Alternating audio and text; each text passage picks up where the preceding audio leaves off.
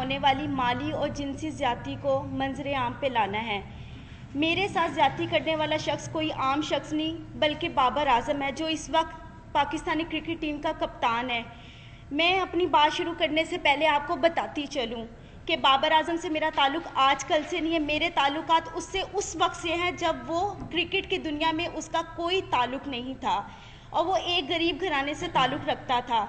आप तो हम सब तमाम सहाफ़ी भाइयों से मेरी रिक्वेस्ट है कि मुझे इंसाफ दिलाया जाए और मैं उम्मीद रखती हूँ कि आप हर हाल में मुझे इंसाफ दिलाएंगे ताकि आइंदा कौम की किसी बेटी के साथ इस तरह की ज़्यादती ना हो जो मेरे साथ हुई है।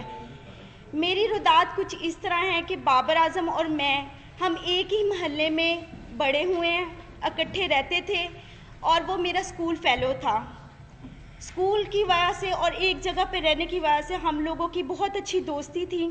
सन 2010 में ही प्रपोज टू मी और मैंने उसके प्रपोज़ल को एक्सेप्ट कर लिया और वो प्रपोज़ल उसने मुझे मेरे घर आके ही दिया था। मैंने एक्सेप्ट कर लिया।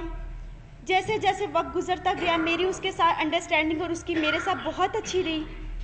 हम लोगों को शादी करने का हमारा प्लान था। हम लोगों ने शादी करने का मतलब प्लान कर चुके हुए थे। बाबर ने और मैंने, हम दोनों ने अपनी फैमिलीज़ को बताया। बाबर और मेरी फैमिलीज़, हम दोनों की फैमिलीज़ ने हमें साफ इनकार कर दिया। फिर बाबर ने और मैंने कोर्ट मैरिज का फ़ैसला कर लिया। 2011 में बाबर मुझे मेरे घर से भगाकर, मतलब बाबर मुझे खुद अपने घर से भगाकर कोर्ट मैरिज के कहकर मुख्तलिफ जगहों पर किराए के मकान पे रखता रहा। जब मैं उन मकानों में रहती थी, पहले मैं आपको बता दूं, एक मकान जहाँ पे मैं रहाइश पजीर थी वो गुलबर्ग में माडा कॉलोनी में था, गली नंबर 2 में, और दूसरा जो मकान मैं किराए पे रहती रही हूँ वो Punjab society H block defence में था। वहाँ पे हम रहते रहे हैं। मैंने बाबर को कई मरतबा उस दौरान इसरार किया कि हम शादी कर लेते हैं, लेकिन बाबर ने मुझे यही कहा हमेशा कि अभी हमारे हालात ठीक नहीं है, थोड़ा वक्त गुजर जाए फिर हम निकाह कर लेंगे। हालात थे इस तरह के कि हम लोगों के कोई खाने पीने का कोई इस तरह नहीं था। मैं नौकरी करना शुरू होगी। बाबर ने मुझे बताया था कि वो क्रिकेट खेलना चाहता है और उसको क्रिकेट का बहुत शौक़ है और मैंने उसकी इस कोशिश में पूरी कोशिश की है। अपनी मेहनत हद से ज़्यादा मैंने उसके साथ अपनी मेहनत की है, उसके साथ मिलके। 2014 में ऐसे वक्त गुजरता गया है। 2014 में से पहले मेरा सैलून, मैंने नौकरी के साथ साथ सैलून बनाया। सैलून मेरा चलता रहा। सैलून से मेरी जितनी इनकम आती थी मैं सारी बाबर आजम को देती थी। बाबर आजम के खाना पीना, कपड़ा, रहाइश, क्रिकेट के जितने एक्सपेंसेस सब मैं अफोर्ड करती रही हूँ। जब वो आउट ऑफ सिटी जाता था वहाँ के जितने एक्सपेंस थे पीसीबी के अलावा वो भी मैं सब उसके अफोर्ड करती रही हूँ। 2014 में जैसे ही पाकिस्तानी टीम में उसका नाम आया, एकदम उसका रवैया थोड़ा सा मेरे से आस्ता आस्ता तब्दील होना शुरू हो गया था। मुझे नज़र भी आ रहा था, लेकिन मेरे हालात इस तरह के थे कि मैं अपने घर वापस नहीं जा सकती थी, क्योंकि बगावत मैंने भी की थी, बाबर ने भी की थी। फिर 2014 में बाबर आजम ने मैंने फिर उसको इंसिस्ट किया कि हम लोग शादी करते। उसने कहा अभी शुरुआत है, थोड़ा वक्त गुजार लो, हम आस्ता आस्ता और मज़ीद अपने आप को स्ट्रॉन्ग कर लें, अपने हालात बेहतर कर लें, हम शादी कर लेंगे। वक्त गुजरता गया। 2016 में I was pregnant in 20 weeks. जब मैंने बाबर को बताया, उसका ये खबर सुन के एकदम रवैया इतना अजीब हो गया मेरे साथ, जैसे मैंने कोई गुनाह कर लिया है। मुझे मारा पीटा, काफ़ी मुझे इंसिस्ट किया और मैं उस वक्त बेबस थी बिकॉज मेरे पास तो कोई और ऑप्शन नहीं था। तो बाबर आजम ने मैं आखिर उसकी इस बात में मैं हामी भर ली। वो मुझे बेगम कोर्ट पे एक it was very congested place जहाँ पे वो मुझे ले गया इस्तिकाते हमल के लिए। उसमें मुलव्वस उसके 2 दोस्त भी थे, एक कज़न था और उसका छोटा भाई भी था, सफ़ीर आज़म अब्दुल कादिर के बेटे Usman Qadir. He is a eyewitness. वो हमेशा 4 से 5 साल तक, जब तक मैं बाहर रही हूँ, उस्मान कादिर वहाँ पर आते रहे हैं। और उनके एक और नेट प्लेयर थे, जब ये NCA में ड्यूरिंग द क्रिकेट टाइम जो प्रैक्टिस करते थे उसमें नवीद नाम का एक लड़का भी था, वो इस में भी शुमार थे। इन लोगों ने मेरी मर्ज़ी के बगैर मेरे इस्तिकाते हमल करवाया और मुझे यही यकीन दिलाया कि कोई बात नहीं, आप सब्र कर लो, हम जल्दी शादी करेंगे। अब सिचुएशन ऐसी थी कि मैं थोड़ी ठीक हो गई थी। बाबर ने मुझे इंसिस्ट किया कि आप अपने घर चली जाओ और सुलह कर लो, क्योंकि मैं पाकिस्तान में बहुत कम होता हूँ, तुम यहाँ पे अकेली होती हो, तो आप अपने घर, मैंने किसी ना किसी तरह अपनी सुलह कर ली बाबर से, अपने घर वालों के, बाबर के कहने पर। जब मैंने सुलह की है, मैं अपने घर गई हूँ। बाबर का रवैया दिन ब दिन जैसे जैसे वो अरूज पे आ रहा, तो उसकी हवस भी उतनी बढ़ती जा रही थी। वो मेरे साथ वो ताल्लुकात बनाता रहा जो ना हमारा कोई कानून इस चीज़ की इजाज़त देता और ना ही हमें इस्लाम इजाज़त देता है। अब वो इस पर्पस के बाद वो फिर दोबारा मेरे साथ वही सब कुछ करता रहा। मैं अपने घर होती थी, घर से मुझे बाइबल आता था, मुख्तलिफ होटलों में, मुख्तलिफ प्लेसेस पे लेके जाकर मेरे साथ जो भी सब कुछ करता रहा है। जब ये सब हालात मेरे चलते रहे हैं, 2017 में आखिरकार इसने इतनी मरतबा मुझे मारा, इतनी मरतबा मुझे मारा पीटा, और मुझे कई मरतबा इस दौरान इसने इनकारी भी शादी से की है।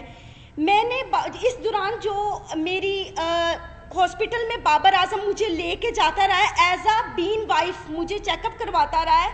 यहाँ पे उसकी प्रॉपर मेरे पास एविडेंस मौजूद है। Just give me one. ये सब वो एविडेंस है जिस पे मेंशन है कि बाबर आजम मुझे उस हॉस्पिटल में लेकर जाता रहा क्योंकि मेरा आईडी कार्ड नहीं था और वहाँ पे बाबर आजम की आइडेंटिटी लगती रही थी।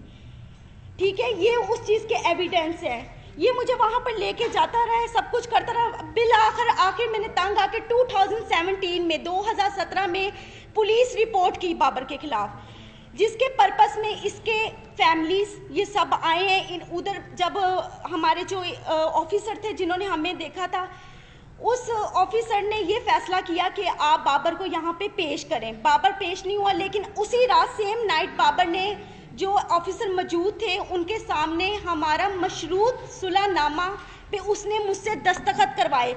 और इस वक्त 2017 में जो मैंने पुलिस कंप्लेन की थी बाबर के अगेंस्ट, बाबर की वो अगेंस्ट नसीराबाद में फेडेक्स ऑफिस में दर्ज है एप्लीकेशन। एक मिनट, वो मौजूद है। और उसके बाद बाबर ने 2017 में बाहर के मुल्क किसी में जाना था खेलने के लिए। 2017 में जब कंप्लेन के बाद बाबर ने जाना था और हमारे यहाँ पे आई थिंक कोई PSL भी हो रहे थे, तो मैंने बाबर से सुलह सिर्फ इस वजूहात पे की थी कि बाबर मुझसे शादी करेगा, और बाबर ने मुझे खुद इस चीज़ का यकीन दिलाया था कि वो मुझसे शादी करेगा। फिर आखिरकार 2017 में इसने सडनली अपना नंबर चेंज किया।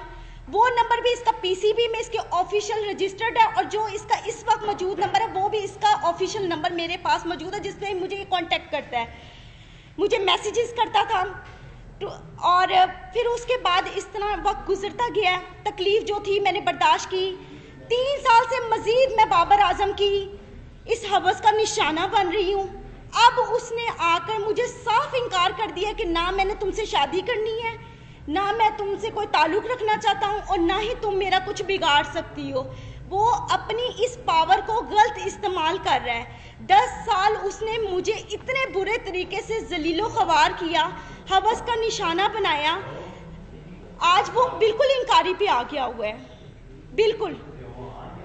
क्योंकि आज से 10 दिन पहले भी मैंने उसके खिलाफ पुलिस कंप्लेंट की, क्योंकि 20 नवंबर को जब इसने जाना था, उससे एक दिन पहले, मैं आपको लाइव उस चीज़ के सब सबूत दिखाती हूँ। इसने मुझे कॉल की, इसने कहा अगर तुम किसी भी पुलिस के पास गई या तुमने मुझसे अब मुतालबा शादी का किया तो तुम अपनी जान से भी जाओगे, और तुम्हें यही नहीं पता कि मैं तुम्हारे साथ करूँगा, क्योंकि सारी जिंदगी उसने मुझे मारा पीटा तो वैसे बहुत ज़्यादा है।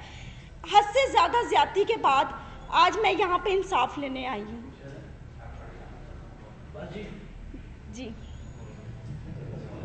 अच्छा, ये आप ना पिछले 10 साल की अपनी और बाबर आजम की गलतकारियों की प्रेस कॉन्फ्रेंस कर रहे हैं जी, ठीक है ना? आपकी इन गलतकारियों से हमारा क्या लेना देना, पहले ये क्लियर करें। देखें, आपका लेना देना ये है कि मेरा हक है, मैं कानून के पास जा सकती हूँ। जब मैं कानून के पास गई, मैं DSP के पास गालिब मार्केट गई है, SP गालिब मार्केट ने पहले सुना है, उन्होंने मेरी उस एप्लीकेशन को ट्रांसफ़र कर दिया माडा टाउन DSP के पास। आज तक DSP ने दोबारा मुझे पूछा ही नहीं है। बाबर आजम के पास मेरे तमाम वीडियोस, मेरी हर चीज़ उसके पास मौजूद है, हर चीज़ मौजूद है। सिर्फ वो अपनी पावर दिखाना चाहता है। जहाँ जहाँ PCB ने जहाँ इनको कमरे ठहरवाए पाकिस्तान के अंदर, जब ये मैचेस खेलते थे, उसके साथ वाला हमेशा कमरा मेरा हुआ है, हमेशा। वो अभी भी अपने नंबरों से मुझे कॉल्स की हैं, उसने मुझे धमकियां दी हैं, डराने की, मारने की, ये सब मौजूद है।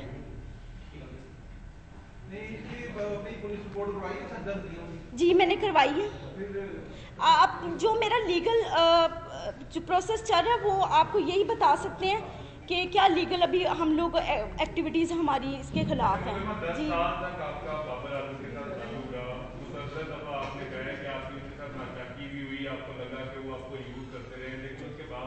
देखिए देखिए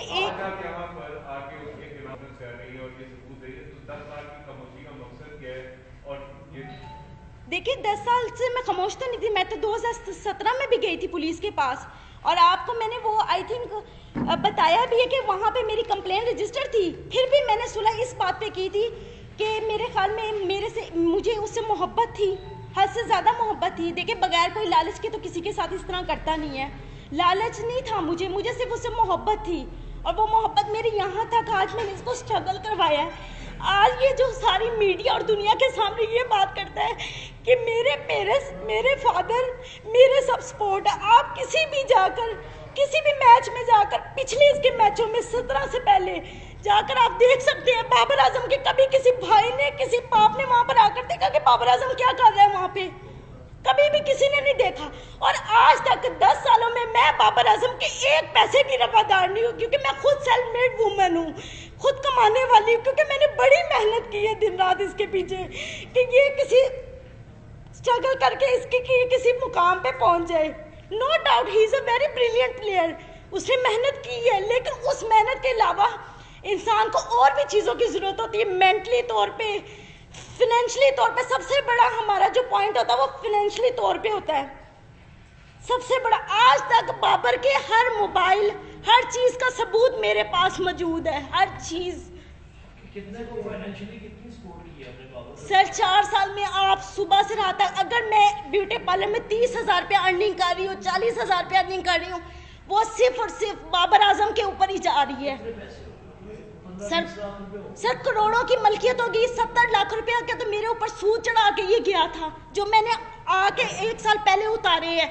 इसको मोबाइल इंस्टॉलमेंट्स पे ले के आईफोन, सर आईफोन 4 सीरीज से लेके आईफोन 8 प्लस तक सीरीज मैंने इसको लेकर दी है। अगर आपका फाइनेंशियल तौर पर डैमेजेस देखे जाए, आपका कितने का क्लेम बनता है? सर मेरा करोड़ों रुपए का बनता है, करोड़ों रुपए का। सर देखिए बात बताऊं क्या है, अगर आप किसी के खिलाफ जाना चाहें ना तो आप उसके प्रूफ भी इकट्ठे कर करके रखेंगे। जिस इंसान का दिल साफ हो वो वहाँ पे कीमतें थोड़ी बैठ के लिख रहा होता है। मैं आपको ये बता रही हूँ कि आज मेरा मुतालबा उससे पैसों का नहीं है, मेरा उससे मुतालबा सिर्फ और सिर्फ इस बात का है कि मेरी इतनी मेहनत का उसने मुझे क्या सिला दी है। आज जी मैंने दे दी हुई है।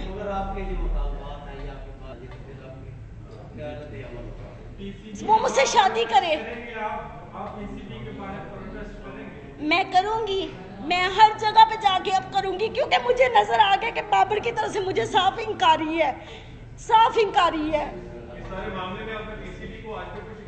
मैंने आज से 1 महीना कंटिन्यूसली पीसीबी के वहां पे फोन किए हैं, मुसलसल फोन करती रही हूँ उनको। जब मैंने ये अपना जो था मैटर बताया, उन्होंने कहा ये हमारे प्लेयर की पर्सनल लाइफ है, हम नहीं डिस्कस करना चाहते। मैं पुलिस के पास गई, पुलिस ने जो मेरे साथ किया वो मैंने आपको बता दिया। अगर हमारा कानून इतना स्ट्रॉन्ग हो तो आज मैं यहाँ पे आके बैठ के आप लोगों के सामने दलीलें पेश ना करूँ।